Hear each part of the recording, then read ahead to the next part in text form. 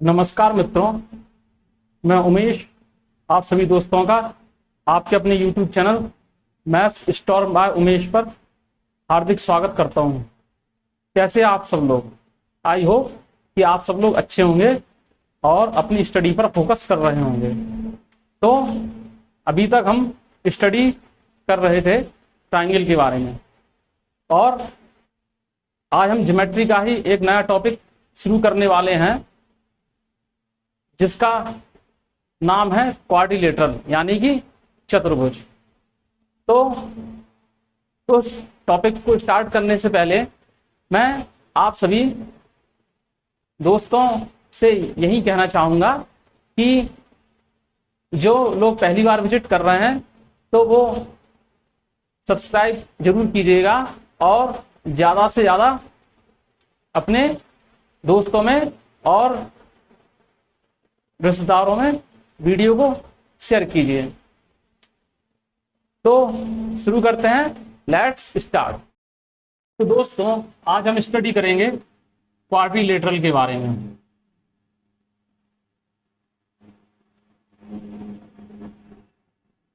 Quadrilateral इसे हिंदी में बोलते हैं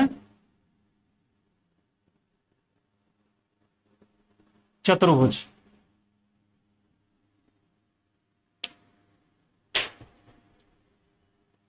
A figure which is bounded by four straight line is called quadrilateral। ऐसी आकृति जो चार सरल रेखाओं से घिरी हुई हो उसे हम चतुर्भुज कहते हैं। तो जैसे कि ये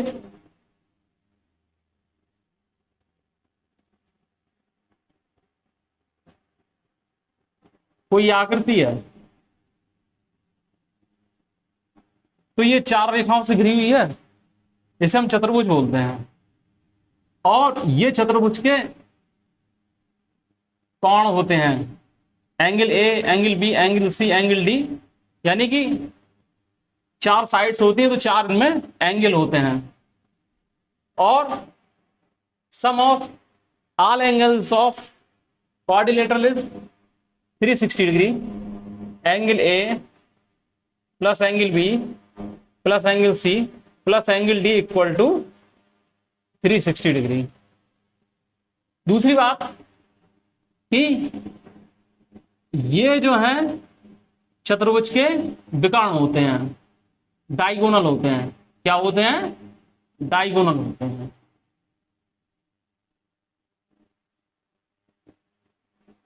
AC and BD are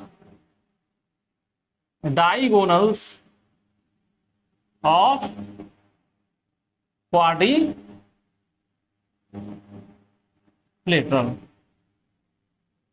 तो ये एक क्वाड्रिलेटरल की बात हुई,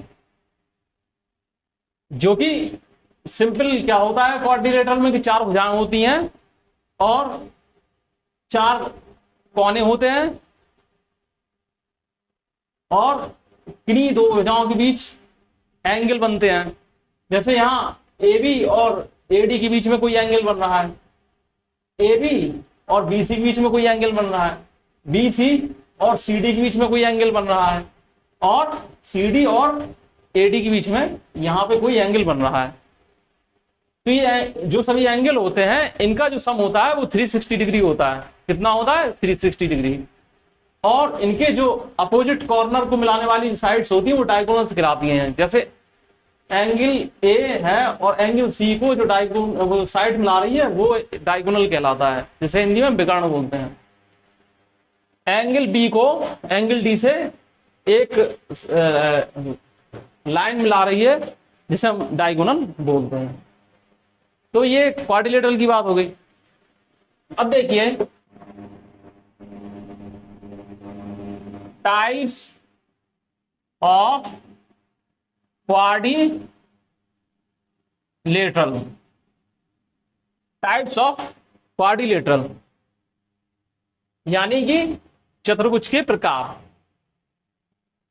तो देखिए पहला होता है पैरेललोग्राम। क्या होता है? पैरेललोग्राम, जिसे हम बोलते हैं समांतर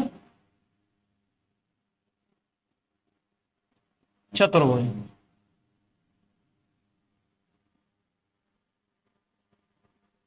दूसरा होता है रेक्टेंगल, जिसे हम बोलते हैं आयत। थर्ड होता है स्क्वायर, जिसे हम बोलते हैं वर्ग। पहला होता है पैरेललोग्राम, समांतर चतुर्भुज, दूसरा होता है रेक्टेंगल, थर्ड होता है स्क्वायर। फोर्थ देखिए, फोर होता है आपका रोम्बस। क्या होता है? रोम्बस होता है, जिसे हम बोलते हैं सम चतुर्भुज। और फिफ्थ होता है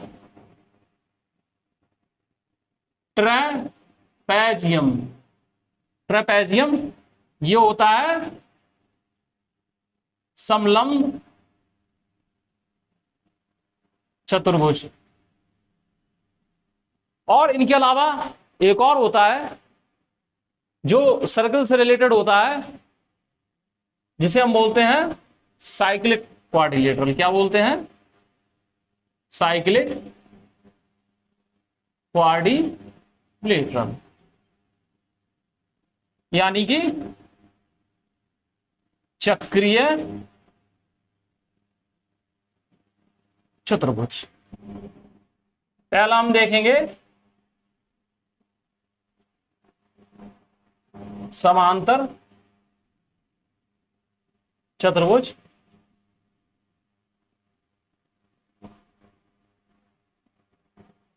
यानी कि पैरेललोग्राम।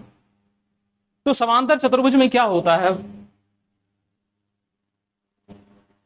कि आमने सामने की जो साइड होती हैं वो एक दूसरे के पैरेलल होती हैं और इक्वल भी होती हैं। समांतर चतुर्भुज में क्या होता है कि जो आमने सामने की जो भुजाएं होती हैं, साइड्स होती हैं, वो फ्रंट साइड जो है इक्वल भी होती है और एक दूसरे के पैरेलल भी होती है, इसलिए इसे हम समांतर चतुर्भुज बोलते हैं।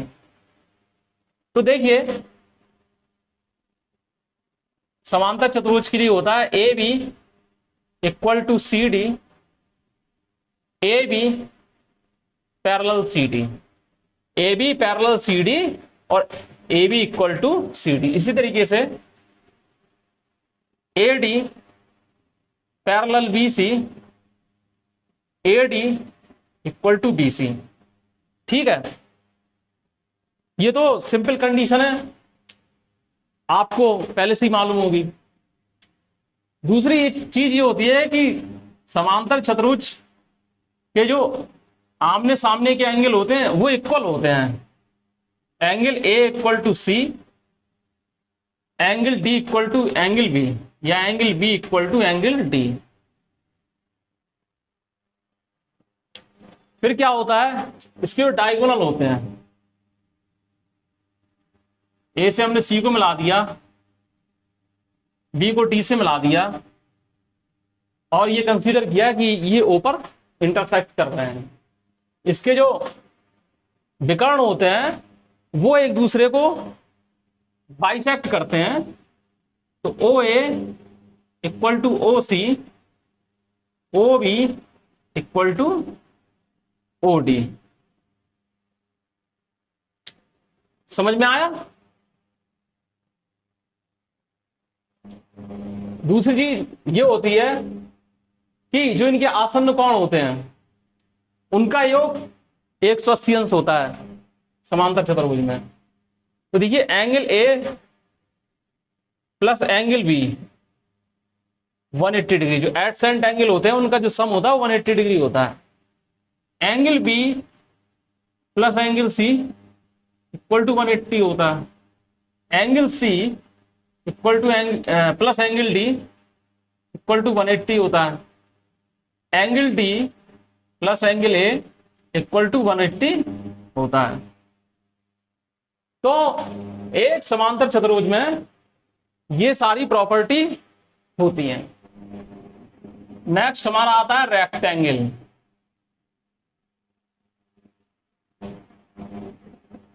क्या है? रेक्टेंगल, जिसे हम हिंदी में आयत बोलते हैं। आयत। तो आयत में क्या होता है?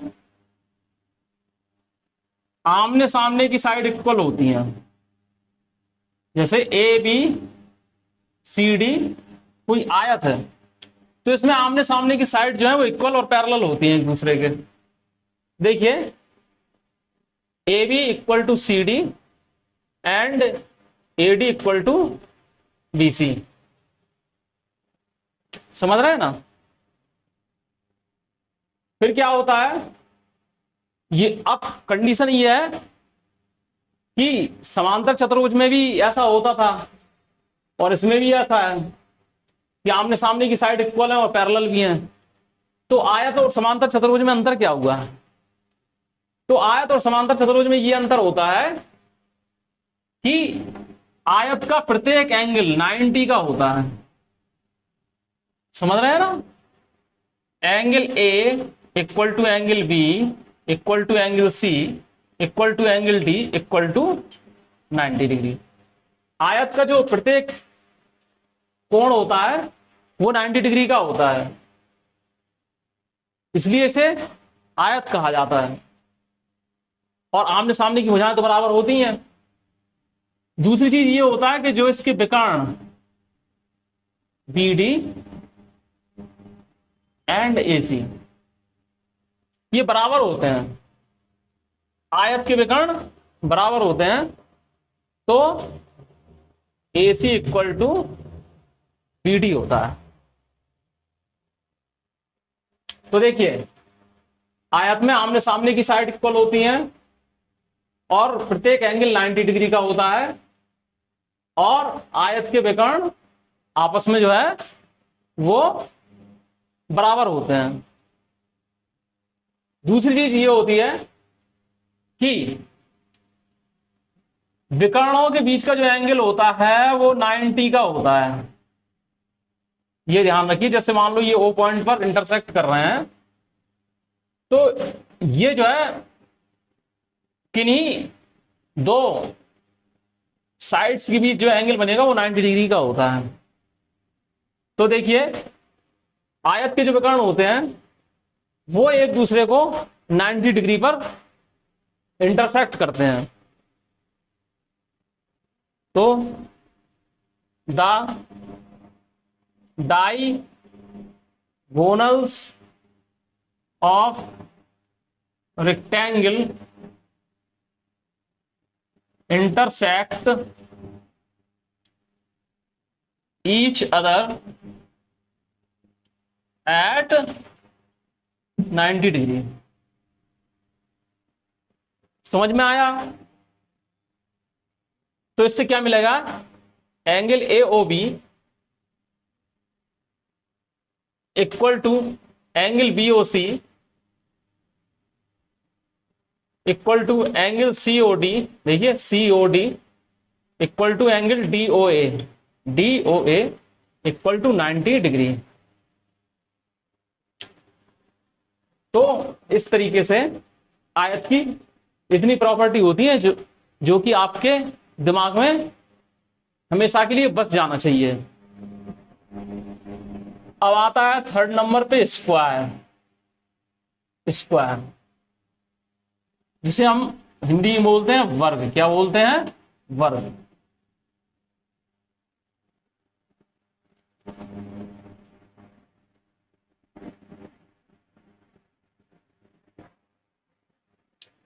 तो वर्ग में आप जानते ही हैं कि ऐसी आकृति जिसकी चारों भुजाएं सेम होती हैं वो वर्ग होता है। तो A B equal to B C equal to C D equal to D A, ये सेम होती है। मान लो हम इनको ए मान लिया हमने, तो ये सेम होती हैं। एक बात। दूसरी बात यह है कि वर्ग का जो प्रत्येक एंगल होता है वो 90 डिग्री का होता है। तो angle A equal to angle B equal to angle C equal to angle D equal to 90 degree का एंगल होता है। वर्ग का प्रत्येक कोण जो है वो 90 डिग्री का होता है। दूसरी चीज ये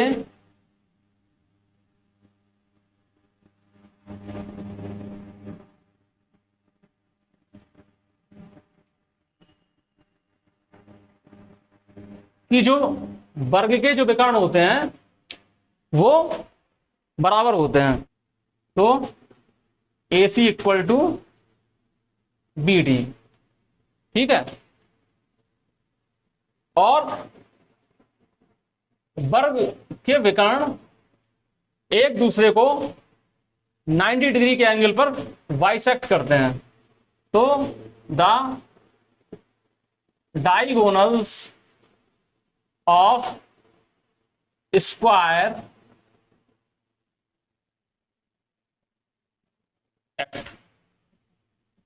बाइसेक्ट एट राइट एंगल।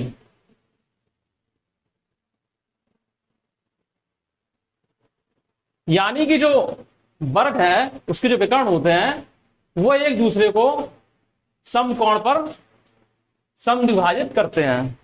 इतना समझ में आया? अब देखिए, ये साइड है, हम इनको ए कंसीडर कर लें, तो वर्ग का जो विकर्ण होता है वो क्या होता है? Diagonal of a square equal to √2 into side. यानी जो वर्ग का जो विकर्ण होता है वो साइड इंटू √2 के बराबर होता है। यहां देखेंगे A C equal to B D equal to क्या है? A into √2। तो इतनी बातें वर्ग के बारे में होती हैं कि वर्ग की चारों भुजाएं बराबर होती हैं, वर्ग का प्रत्येक एंगल 90 डिग्री का होता है, वर्ग के विकर्ण आपस में बराबर होते हैं, वर्ग के विकर्ण जो है एक दूसरे को 90 डिग्री के एंगल पर दो भागों में बांटते हैं, और किसी विकर्ण की लंबाई होती है साइड इंटू √2। अब आता है रोम्बस, यानी कि समचतुर्भुज।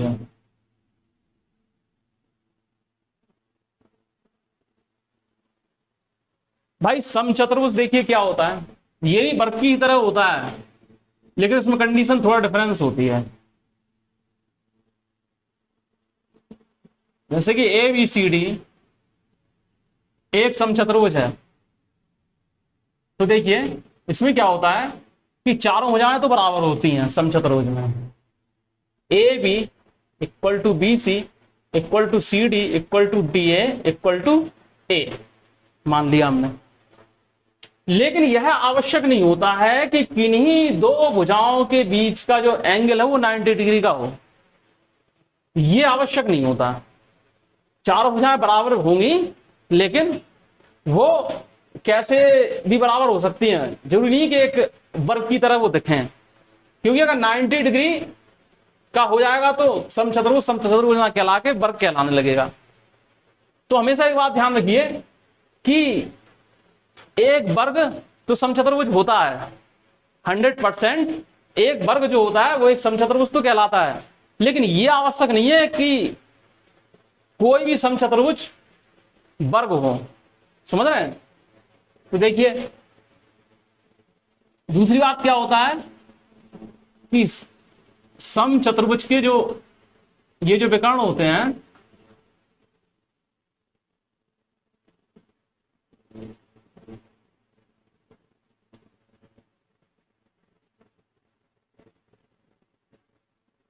ये एक दूसरे को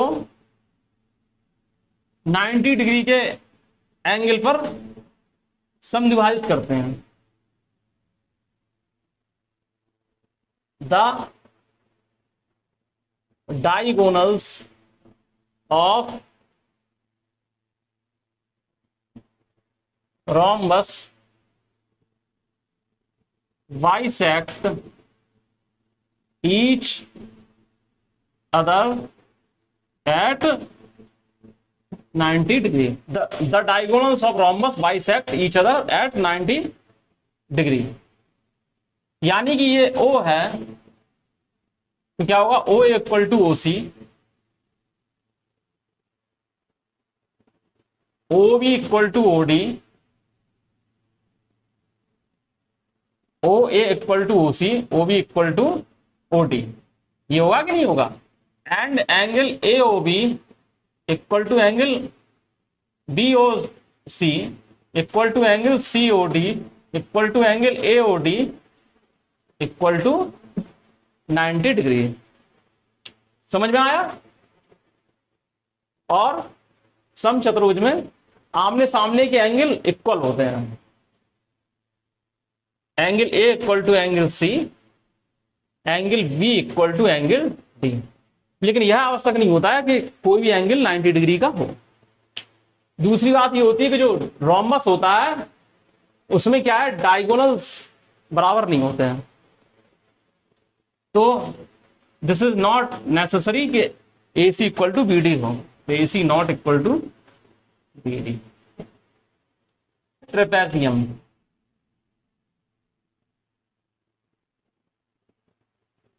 यानी कि समलंब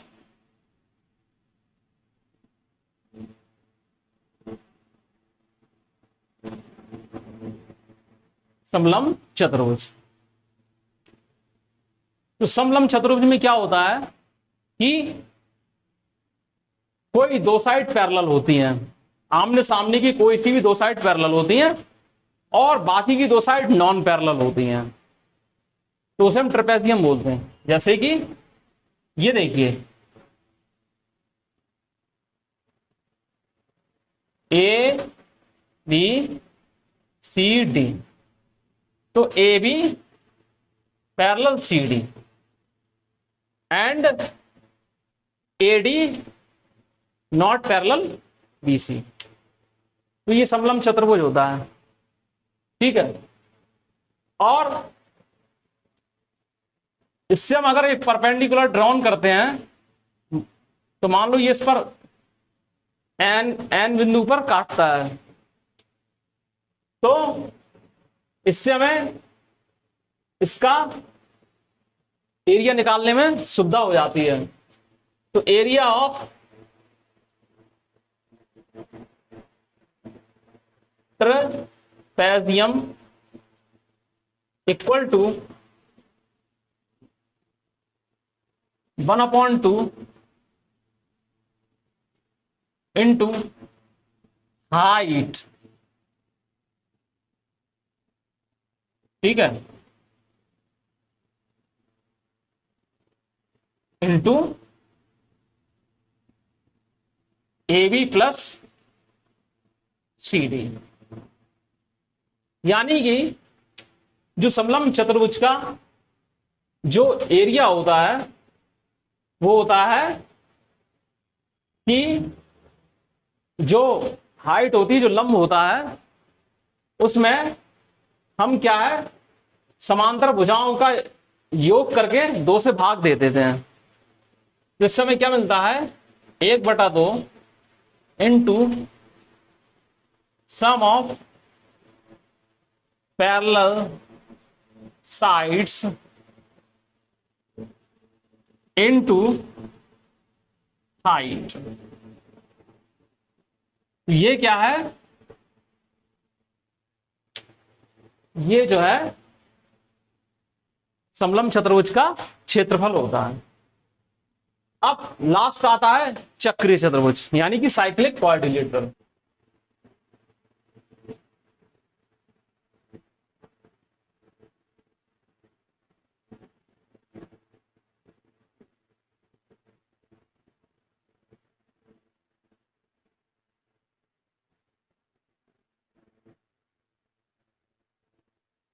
चक्रीय चतुर्भुज।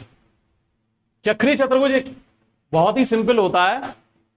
क्या होता है कि कोई सर्किल है, सर्किल है, उस पर कोई पॉइंट है, कोई 4 पॉइंट है अलग अलग जगह,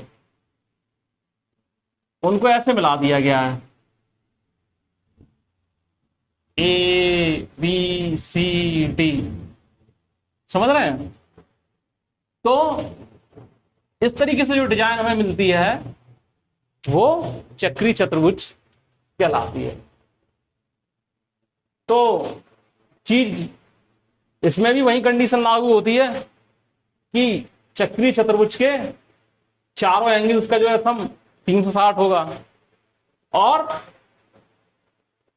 आमने सामने के जो एंगल होते हैं उनका योग जो है 180 डिग्री होता है। तो angle A plus angle C equal to 180 degree, angle B plus angle D equal to 180 degree. तो इतना समझ में आया? अब आते हैं क्वेश्चंस पर।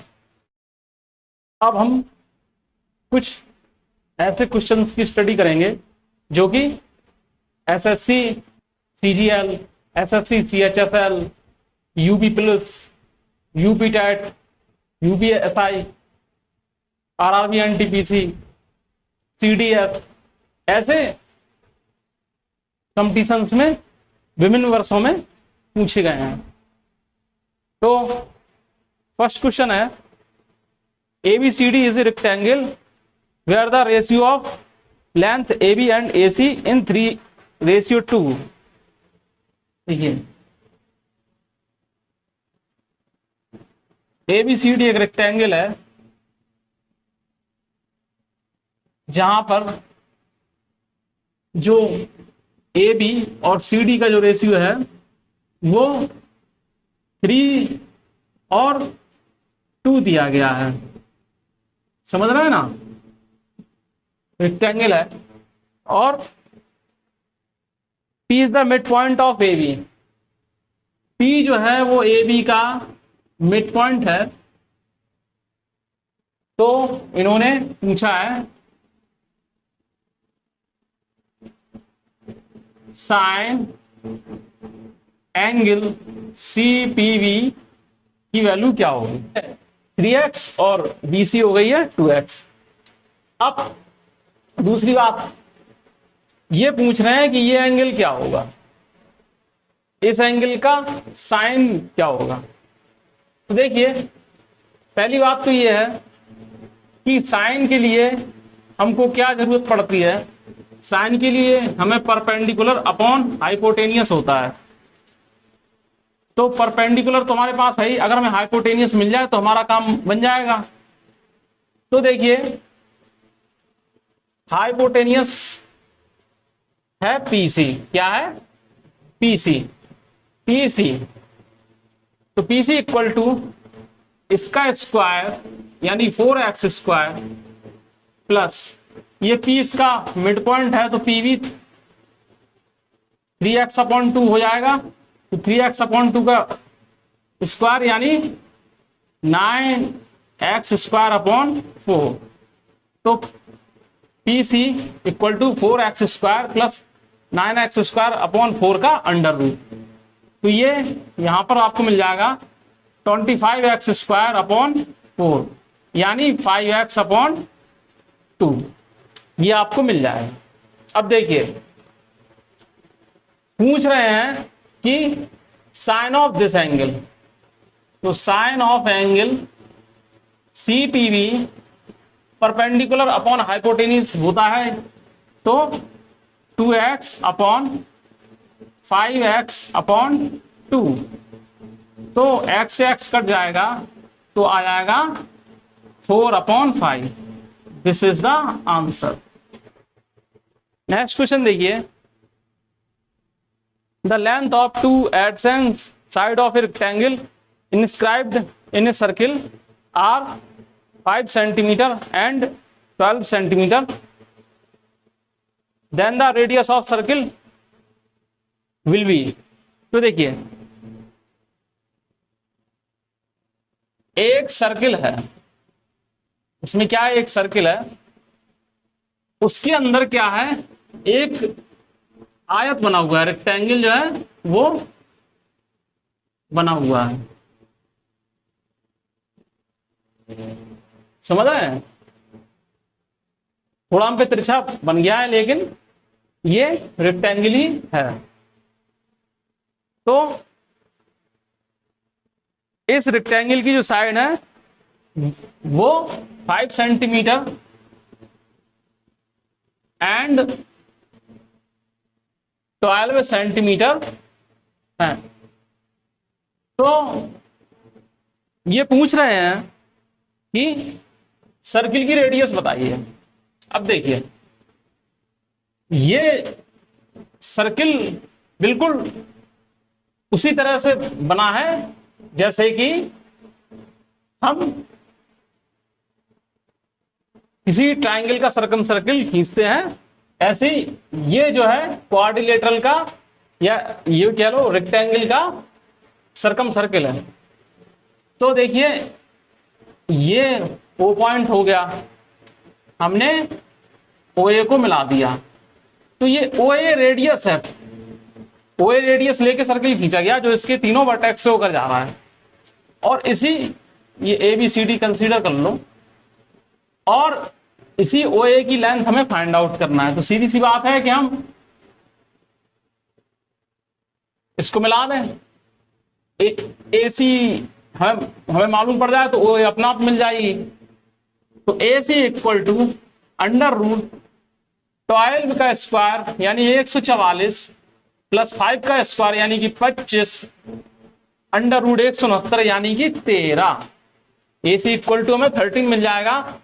तो ओ इक्वल टू होगा हाफ ए सी यानी कि हाफ इंटू 13 तो 6.5 सेंटीमीटर। तो इस जो सर्किल की जो रेडियस है वो हमें 6.5 सेंटीमीटर मिल जाएगी। नेक्स्ट क्वेश्चन है P Q R A is a rectangle जिसमें A P equal to 22 centimetre दिया है और P Q equal to 8 centimetre दिया है।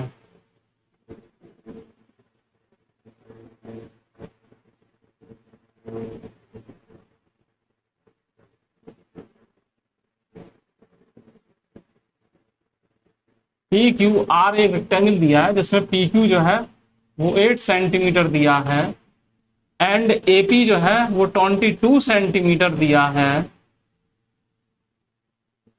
इस तरीके से। और जो बी क्यू है, ये बी कोई पॉइंट है, ये बी क्यू, ये 2 सेंटीमीटर यहां पर दिया है, ये यहां पर 2 सेंटीमीटर हमें दिया है।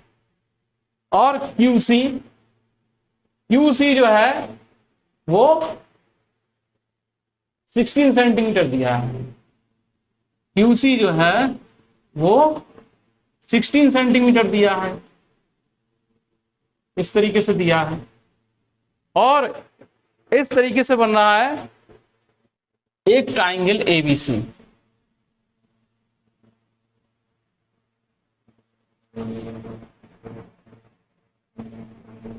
एक ट्राइंगल एबीसी। तो इन्होंने पूछा है ए बी और बीसी के मिड पॉइंट मिला दिए जाएं। ये ए बी है, ये ए बी है, इसका मिड पॉइंट ये, और ये बी सी है, इसका मिड पॉइंट अगर मिला दिया जाए तो ये जो एम एन जो लाइन होगी, तो इस एम एन लाइन की मेजरमेंट क्या होगी। तो देखिए हमें पता है, हमने थ्योरम में पढ़ा था कि किसी ट्राइंगल में दो साइड्स के मिड पॉइंट को ज्वाइन करने वाली जो लाइन होती है वो इस तीसरी रेखा के समांतर होती है और इसकी आधी होती है। तो अगर हमें AC मालूम पड़ जाए तो हमें MN अपने आप पता चल जाएगा। तो भाई देखिए AC हमें कैसे मालूम पड़ेगी, तो देखते हैं। पहली बात तो ये पूरा 8 हो जाएगा, 8 ये है तो 8 ये हो जाएगा। दूसरा ये क्या है, ये पूरी 22 है, ये पूरी 22 है और इतनी 16 है, तो ये क्या हो जाएगी 6 हो जाएगी, 6 सेंटीमीटर हो जाएगी। ठीक है, और ये जो ट्राइंगल है वो राइट एंगल ट्राइंगल दिख ही रहा है, तो A C equal to under root 8 square plus 6 square, यानी कि अंडर रूट 100, और अंडर रूट 100 होता है 10, तो ए सी इक्वल टू 10। तो एम एन जो है वो क्या ए सी के पैरेलल है, और इसके जो है दोनों पॉइंट को, मिड पॉइंट को ज्वाइन कर रही है, इसलिए ए सी के पैरेलल है। तो half A C equal to 5 centimetre. Tough नहीं है, कोई भी क्वेश्चन टफ नहीं है, सिर्फ क्वेश्चन का आपको फिगर बनाना है और ये समझना है कि इसमें कहा क्या जा रहा है और पूछा क्या जा रहा है। अगर आपको फिगर सही तरीके से बनाना आ गया तो क्वेश्चन आप आसानी से सॉल्व कर पाएंगे। तो क्वेश्चन है आपका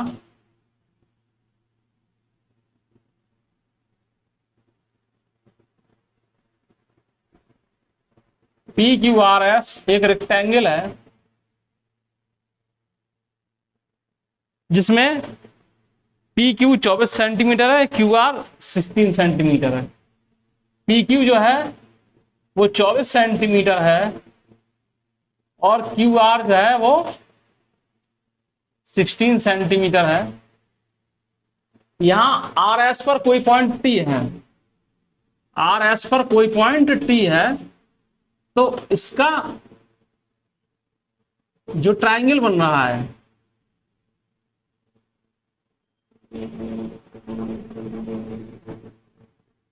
तो उसका एरिया पूछा गया है। तो सीधी सी बात है कि तो अगर इससे हम एक परपेंडिकुलर इस लाइन पर ड्रॉन कर दें तो हमें एक सुविधा हो जाएगी। एरिया ऑफ ट्राइंगल होता है half into perpendicular into base. अभी हम एरिया के जो फॉर्मूले हैं वो मेंसुरेशन में पढ़ाएंगे, तो हो सकता है ये फॉर्मूला हमने पहले नहीं बताया हो आपको, तो अभी आप जनरली समझ लीजिए कि अगर किसी ट्राइंगल में परपेंडिकुलर दिया हो, बेस दिया हो, तो दोनों का मल्टीप्लाई करके 2 से भाग दे देते हैं, तो हमें क्या मिल जाता है, उस ट्राइंगल का एरिया मिल जाता है। तो यहां पर क्या है, परपेंडिकुलर की लंबाई यही होगी 16 और बेस ये हो जाएगा क्योंकि ट्राइंगल इस पर रखा हुआ है, तो हो जाएगा 24। तो 24 8 जा 192 स्क्वायर सेंटीमीटर, ये इसका एरिया होगा।